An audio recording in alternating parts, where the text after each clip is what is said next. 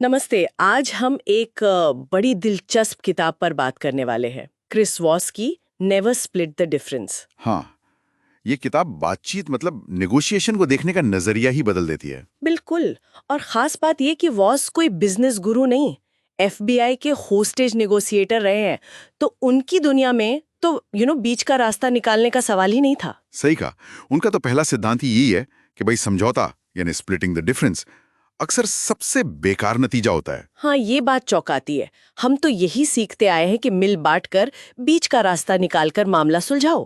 पर वॉस कहते हैं कि लोग सिर्फ तर्क से नहीं चलते, वो भावनाओं से चलते हैं। यहीं पर उनका वो क्या कहते हैं, टैक्टिकल एम्पैथी का कॉन्सेप्ट आता है। टैक्टिकल एम्पैथी ये क्या चीज है? मतलब सिर्फ हमदर्दी दिखाना? हमदर्दी से थोड़ा ज्यादा टैक्टिकल शब्द अहम है। मतलब ये सोची समझी हमदर्दी है। आप कोशिश करते हैं कि सामने वाला क्या महसूस कर रहा है, उसकी दुनिया कैसी दिख रही है, उसे समझें। अच्छा, मतलब उनकी भावनाओं को समझना ताकि आप बातचीत को कंट्रोल कर सकें। सुनने में थोड़ा चालाकी जैसा नहीं लगता? नहीं, चालाकी नहीं। देखिए, मकसद है विश्वास बनाना। जब आप दिखाते हैं कि आप वाकई उनकी बात, उनके नजरिए को समझ रहे हैं, भले ही आप उससे सहमत ना हो, तो डिफेंस कम हो जाता है। ओके, तो ये समझ बनाने के लिए वॉस कुछ तरीके भी बताते हैं। मैंने सुना है मिररिंग के बारे में। हाँ, मिररिंग ये काफी प्रभावी है। इसमें करते क्या है? बस आखिरी के कुछ शब्द दोहराने होते हैं, सवाल की तरह। हाँ बिल्कुल। जैसे कोई कहे, मुझे लगता है ये डेडलाइन बहुत टाइट है। तो मैं कहूँ टाइट है? बस इतना ही, सवालिया लहजे में, और फिर चुप हो जाएं। इससे होगा क्या? मतलब अजीब नहीं लगेगा? अजीब लग सकता है शुरू में, पर मनोवैज्ञानिक रूप से ये काम करता है। जब आप किसी के शब्द दोहराते हैं तो उन्हें लगता है कि आप ध्यान दे रहे हैं, उन्हें सुन रहे हैं, तो वो और ज्यादा बताते हैं, अपनी बात को और खोलते हैं। अच्छा, ये तो ट्राई करने वाली बात है। और एक और चीज थी, लेबलिंग, भावनाओं को नाम देना। हाँ, लेबलिंग, जैसे कहना, लगता है आप इस बात से थोड़े परेशान हैं, या ऐसा लग रहा है कि आप काफी दबाव महसूस कर रहे हैं। लेकिन अगर मेरा अंदाजा गलत निकला तो, या उन्हें लगा कि मैं उनके दिमाग में घुसने की कोशिश कर रही हूँ। देखिए, आप कह रहे हैं लगता है या ऐसा लग रहा है, आप दावा नहीं कर रहे। अगर आप सही हैं तो उन्हें सुकून मिलेगा कि कोई समझ रहा है। अगर आप गलत हैं तो वो आपको ठीक करेंगे। अच्छा, तो वो खुद ही अपनी भावना बता देंगे। एग्जैक्टली। दोनों ही सूरतों में तनाव कम होता है और बातचीत आगे बढ़ती है। और वोस कहते हैं इसे खास आवाज में करना चाहिए। हाँ, वो late night FM DJ voice, धीमी शांत भरोसे वाली आवाज। बिल्कुल, ऐसी आवाज दिमाग के भावनात्मक हिस्से को शांत करती है, तर्क के लिए जगह बनाती है।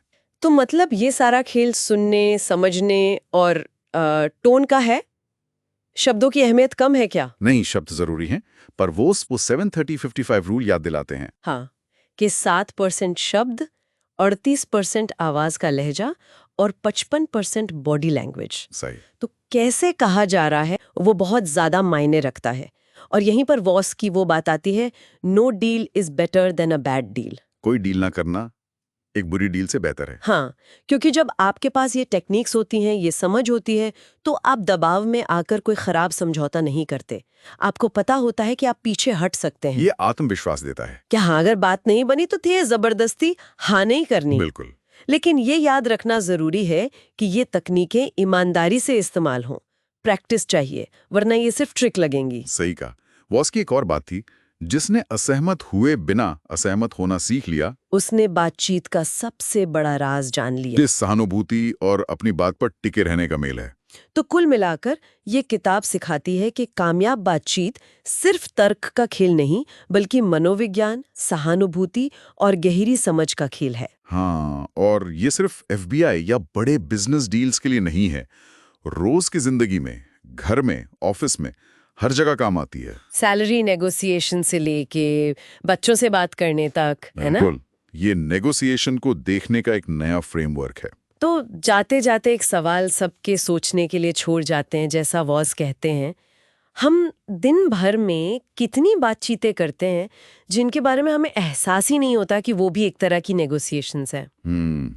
शायद सबसे खतरनाक नेगोशिएशन वही है जिसके बारे में हमें पता ही नहीं कि हम उसमें शामिल हैं।